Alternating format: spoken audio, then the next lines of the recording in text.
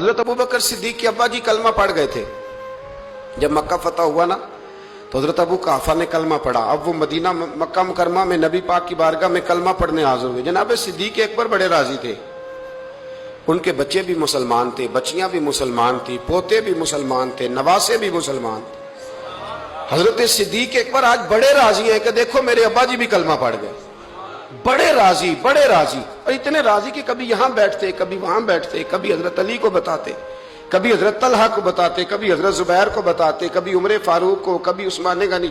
یار دیکھا تم نے، اللہ نے کرم کیا، میرے ابا جی بھی مسلمان ہو گئے، اب میری 4 نسلیں حضور کی غلام بن گئی ہیں۔ کیا بات ہے! جب ان کی کیفیت دیکھی نا، قلبی کیفیت، تو نبی کریم صلی اللہ علیہ وسلم نے کہا ابو بکر تمہیں مبارک ہو، تمہارے والد بھی مسلمان ہو گئے۔ جب کہا نا مبارک ہو تو صدیق اکبر رو پڑے، اٹھ کے حضور کے قریب گئے، نبی پاک کا دست مبارک پکڑ کے چوم لیا، عرض کرنے لگے یا رسول اللہ، مجھے اللہ کی عزت کی قسم، میرا باپ مسلمان ہوا ہے، میرے کلیجے میں پھول کھل رہے ہیں، دل ٹھنڈا ہو گیا ہے، لیکن حضور میں قسم اٹھا کے کہتا ہوں اگر آپ کے چچاؤں میں سے کوئی کلمہ پڑھ لیتا نا تو مجھے اپنے باپ کے کلمہ پڑھنے سے زیادہ خوشی ہونی تھی۔ اگر آپ کے چچاؤں میں سے کوئی، نہیں سمجھ آئی آپ کو میری بات، اگر ان میں سے کوئی، ابو لہب، ابو سفیان، ابو طالب اور ان سب میں سے کوئی شخص کلمہ پڑھتا، آج مسلمان ہوتا، تو مجھے زیادہ خوشی ہوتی۔ نبی کریم صلی اللہ علیہ وسلم نے جب ان کی طرف غور سے دیکھا تو عرض کرنے لگا یا رسول اللہ صلی اللہ تعالی علیہ وسلم، اصل بات یہ ہے کہ جب اگر چچاؤں میں سے کوئی کلمہ پڑھتا تو آپ نے زیادہ راضی ہونا تھا، اور حضور مجھے اپنے راضی ہونے سے آپ کا راضی ہونا زیادہ اچھا لگتا ہے، آپ کی رضا، آپ کی طبیعت۔ یارو ہم لوگ پتہ کہتے ہیں میں جی بڑا اصول پسند ہوں جی، میں سیدھا سیدھا چلتا ہوں۔ بھئی اصول پسند اور ہوتا ہے، محبت والا اور ہوتا ہے۔ ایک اقرا بن حابس رضی اللہ تعالیٰ عنہ کہتے ہیں میں نے ایک دن عرض کی یا رسول اللہ آپ بچوں سے بڑا پیار کرتے ہیں، میں تو نہیں کرتا، میں تو ذرا کھینچ کے رکھتا ہوں، ڈانٹ کے رکھتا ہوں۔ تو حضور فرمانے لگے تیرے دل سے اگر اللہ نے رحمت کو کھینچ لیا ہے تو میں کیا کروں، مجھے تو اس نے رحمت للعالمین بنایا ہے۔ اصول پسندی اور ہوتی ہے اور محبت اور ہوتی ہے، ان دونوں میں فرق ہوتا ہے۔ ہم لوگ کہتے ہیں جی میں اصول پسند ہوں جی، پابندی سے نماز پڑھتا ہوں، روزہ سیدھا سیدھا چلتا ہوں جی، میں اس چکر میں نہیں پڑھتا کہ میں غلامی کروں، میں محبت کروں، میں نعت پڑھوں، میں محفل میں جاؤں، یہ کام میں نہیں کرتا۔ حضرت عمر فاروق رضی اللہ تعالیٰ عنہ سے بڑا تو اصول پسند کوئی نہیں نہ ہوگا، یعنی بہت بڑا چودھری بھی اگر اپنی گلی کے اندر، حضرت ابو سفیان جیسے لوگ مسلمان ہو گئے، کلمہ پڑھ لیا، اور جناب ابو سفیان رضی اللہ تعالیٰ عنہ نے اپنے گھر کے اندر نہ تھوڑی سی سامنے اینٹیں رکھ کے جگہ بنا لی، تو حضرت عمر کو پتہ چلا تو فرمایا جیسے بنائی ہے ویسے وہ کھیڑو بھی، آپ نے لوگوں کا رستہ تنگ کر دیا۔ اصول پسند آدمی، اصول کی بات آئے تو بیٹے کو بھی معافی نہیں، کسی کو معافی نہیں، بڑے اصول پسند تھے۔ ایک دن لوگوں نے کہا عمر تو بڑا اصول پسند ہے، پر یہ مسجد نبی کی گلی میں جو نبی پاک کے چچا حضرت عباس کا پرنالہ لگا ہوا ہے اور وہ سب لوگوں کے کپڑے کیچڑ سے بھر دیتا ہے، وہ پرنالہ نہیں نظر آتا، گلی میں لگا ہے۔ اب تو ہمارے پرنالے اور طرح کے ہیں نا، تو جو حرم شریف میں آپ میزاب رحمت ہے وہ دیکھا نا آپ نے، وہ پرانے زمانے میں جو لوہے کے پرنالے ہوتے تھے، تو وہ واقعی پوری گلی جو تھی نا وہ گزر کوئی نہیں سکتا تھا، اتنا اچھا شاوڑ ہوتا ہی کوئی نہیں تھا جتنا وہ ہوتا تھا، وہ بڑا تگڑا قسم کا پرنالہ ہوتا تھا، تو کوئی شے نہیں گزر سکتی تھی بڑی دیر تک۔ بارش کے رکنے کے بعد بھی ساری چھت سے جب تک پوری مٹی اور پوری توڑی ساری نہیں نہ اتر جاتی تھی تب تک وہ پرنالہ نہیں سانس لیتا تھا، تو پرنالہ بہتا تھا، اور وہاں سے بڑا مین گلی تھی مسجد کو آنے کی، لوگوں کے کپڑے آلودہ ہو جاتے۔ ایک دن لوگوں نے حضرت عمر سے کہا یہ پرنالہ نہیں نظر آتا، یہ نہیں اصول پسندی؟ تو جناب عمر فاروق رضی اللہ تعالیٰ عنہ فرمانے لگے اتار دیتے ہیں پرنالہ، یہ بھی اصول پسندی ہے، اتارتے ہیں۔ حضرت عمر فاروق نہ گئے، اور شارحین نے لکھا ہے کہ اونٹ کے اوپر بیٹھ کر آپ نے یوں پکڑ کے نا پرنالہ کھینچا، اور جناب عباس کے گھر والوں سے فرمانے لگے 4 کونے ہوتے ہیں گھر کے، چھت کے 4 کونے ہیں، کسی اور میں لگا لو پرنالہ کو، ضروری ہے کہ نمازیوں والی گلی پہ لگایا جائے؟ یہ کہہ کے آ گئے, کسی کی جرت تھی بات کرے. حضرت عباس آئے تو لوگوں نے آ کے کہا کہ عمر نے پرنالہ اکھیڑ دیا اور فرمایا کہ 4 کونے کہیں اور لگا لو. تو حضرت عباس مسکرائے. لوگوں نے کہا مسکراتے کیوں ہو؟ فرمانے لگے کوئی مسئلہ نہیں, عمر خود آ کے لگا کے جائے گا. جیسے اکھیڑا ہے ویسے. لوگوں نے کہا وہ عمر ہے, عمر کو بدلنا اور اس کی بات کو بدلنا اور اتنی جرت کہ وہ لگا کے جائے, جس بندے کو دیکھ کے شیطان گلی کا رستہ بدل جاتا ہے, آپ اس کی بات کر رہے ہیں. فرمایا میں نے کہہ دیا نا عمر لگائے گا, تو انشاءاللہ عمر لگائے گا. حضرت عباس مسجد میں آئے, نماز پڑھی تو کہتے میں نے بات چھیڑی دی. عمر خود کہنے لگے کہ حضور آپ سے تو امید نہیں تھی. حضرت عباس سے کہنے لگے بھئی جگہ بھی ہے, 4 کونے ہوتے ہیں گھر میں, کوئی ضروری ہے اسی کونے پہ لگے جہاں سے نمازی گزرتے ہیں؟ یہ بخاری مسلم کی حدیث ہے. حضرت عباس کہنے لگے عمر 4 کونے ہیں, میرے پاس جگہ بھی ہے پرنالے کی, میں نے بھی کئی دفعہ سوچا تھا وہ کھیڑ دوں, اور میں بھی اسی گلی سے گزرتا ہوں, میرے کپڑوں میں بھی کیچڑ بڑی دفعہ پڑا ہے, پر مجبوری یہ ہے وہ کھیڑ اس لیے نہیں سکتا کہ یہ پرنالہ میرے نبی کریم نے اپنے دستے مبارک سے لگایا تھا. فرمایا میں مکان بنا رہا تھا, چھت بنا رہا تھا, تو حضور اچانک آ گئے, اور کئی لوگ گواہ ہیں اس کے. رسول کریم تشریف لائے اور نبی پاک علیہ السلام نے فرمایا لاؤ چچا تھوڑا میں بھی کرتا ہوں, اور پھر میرے نبی کریم صلی اللہ تعالی علیہ وسلم نے اپنے دستے مبارک سے یہ پرنالہ لگایا تھا. کئی دفعہ سوچا وہ کھیڑ دوں, پھر سوچتا ہوں حضور نے لگایا تھا. لیکن چلو اب تو علت پائی گئی, اب تو سمجھ آ گئی, اصول بن گیا.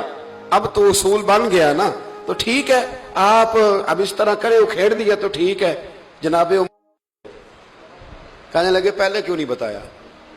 بھئی وہ نمازیوں پہ چیٹے پڑتے ہیں, گلی کا رستہ ہے. فرمایا پڑھتے ہیں تو پڑھتے رہے, آپ نے بتایا کیوں نہیں؟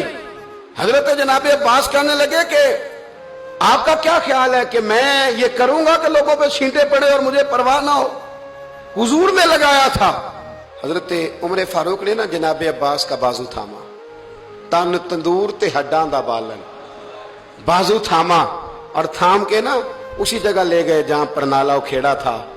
پہلے تو اونٹ پہ چڑھ کے لگایا تھا نا, تو اب کہنے لگے حضرت عباس سے کہ آپ نا میرے کندھوں پہ چڑھ جائیں, میرے کندھوں پہ تن تندور تے ہڈاں دا بالن, اسی ہاواں نال تپایا, کپ کپ مکیاں پیڑے کیتے, اتوں عشق پلے تھن لایا, تن دا سالن تے من دی ہانڈی, لون صبر دا پایا.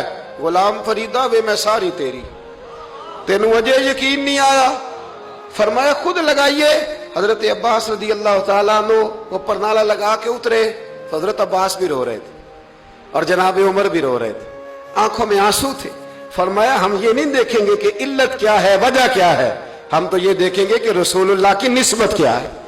نبی کریم علیہ السلام کے دستے مبارک لگ گئے, ساری وجوہات ختم ہو گئی.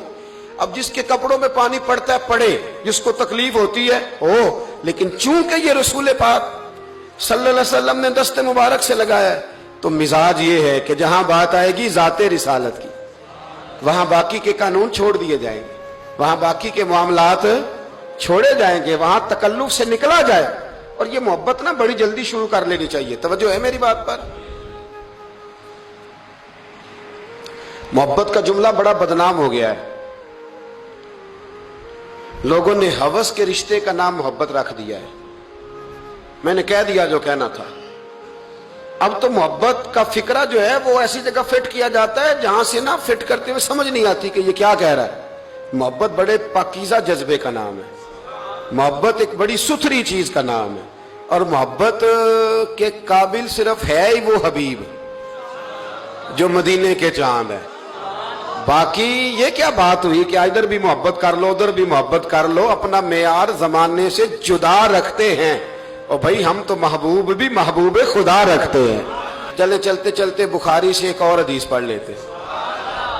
نبی پاک علیہ السلام ایک قبیلے کی صلح کرانے چلے گئے. فرمایا اگر مجھے دیر ہو گئی تو ابو بکر سے کہنا جماعت کرا دے. جس ابو بکر کو نبی پاک مصلی پہ کھڑا کریں وہ واقعی ساری امت کے امام ہے, جنہیں حضور مصلی دے. ابو بکر سے کہنا جماعت کرا دے.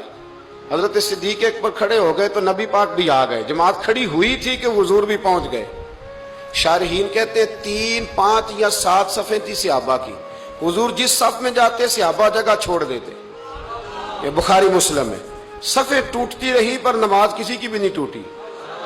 اور حضور پہلی صف کے پیچھے جا کے کھڑے ہوئے تو حضرت ابو بکر صدیق نے ایک قدم پیچھے اٹھایا. حضور نے اشارہ کیا چل پڑھا نماز پڑھا کہ میں تیمل ویکھاں. مینوں کعبہ بھول گیا آئی بھول گئے نہیں سب سوم صلاتاں ایک کو یار دا فکر پہ آئی. 2-3 دفعہ حضور نے اشارہ کیا پر جناب صدیق اکبر پیچھے ہٹ گئے. حضور مصلی پہ چڑھ نماز پڑھائی تو نماز کے بعد فرمایا جب میں نے جو کہا تھا. اب لوگ کہتے ہیں حضور نے خود ہی تو کہا ہے. تو حضور فرمانے لگے ابو بکر جب میں نے جو کہا تھا کہ جماعت کراؤ تو کیوں نہیں کرائی؟ بخاری ہے. حضرت صدیق اکبر نے ہاتھ باندھے تو رو پڑے. عرض کرنے لگے حضور اب ابو قحافہ کے بیٹے کی اتنی جرت تو نہیں نا کہ نبی پاک کے مصلی پہ کھڑے ہو کے نماز پڑھائے. حضور پیچھے ہو اور یہ مصلی پہ نماز، اتنی جرت تو نہیں نا. تو رسول اللہ کی محبت اصل ایمان. یہ جو محبت ہوتی ہے نا یہ شوق پیدا کرتی ہے. محبت وارفتگی لاتی ہے. محبت جینے کا طریقہ بتاتی ہے. یہ جو لوگ محبت نہیں نہ کرتے وہ روٹی کھاتے ہیں پر بغیر نمک کے. وہ روٹی کھاتے ہیں پر آدھی کچی آدھی پکی. میں منع یہ نہیں کہہ رہا کھاتے نہیں پر بغیر نمک کے. اور آپ کو پتہ ہے سارا کچھ ڈالیں تو نمک. وہ ایک بزرگ تھے تو کسی نے ان سے کہا جی آپ نے آج تقریر میں عجیب بات کر دی ہے کہ نماز بھی پڑھیں روزہ بھی رکھیں حج بھی کریں زکوٰۃ بھی کریں صرف نبی پاک سے محبت نہ کریں تو مار پڑے گی.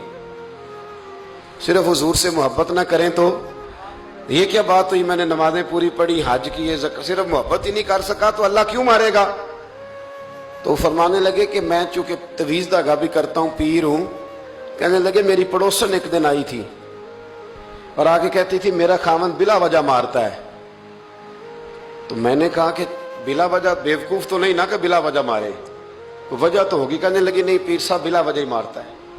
تو میں نے کہا اچھا تازی مار کب پڑی؟ کہنے لگی آج ہی پڑی ہے شام کو. تو میں نے کہا کہ وہ کس بات پہ پڑی؟ کہنے لگی پیر صاحب کچھ بھی نہیں، کوئی اتنی بڑی بات کوئی نہیں تھی. اس نے مجھے کہا ہے کہ مسور کی دال پکا دو. تو میں نے پیاز بھی ڈالا ہے لہسن بھی ڈالا ہے گھی بھی ڈالا ہے اور میں نے اس کے اندر ہلدی بھی ڈالی ہے مرچیں بھی ڈالی ہیں. بس جلدی میں نا دال ڈالنا بھول گئی ہوں، باقی ہر شے ڈالی ہے صرف وہ مسور کی دال. تو حضرت صاحب کو بات تو نہیں تھی نا مارنے والی. پیر صاحب کہنے لگے نہیں سمجھ آ گئی ہے واقعی بیوقوف ہے سے مارنا نہیں چاہیے. تو نے سارا کچھ تو پکایا ہے صرف دال ہی نہیں نا پکی باقی تو پک گیا.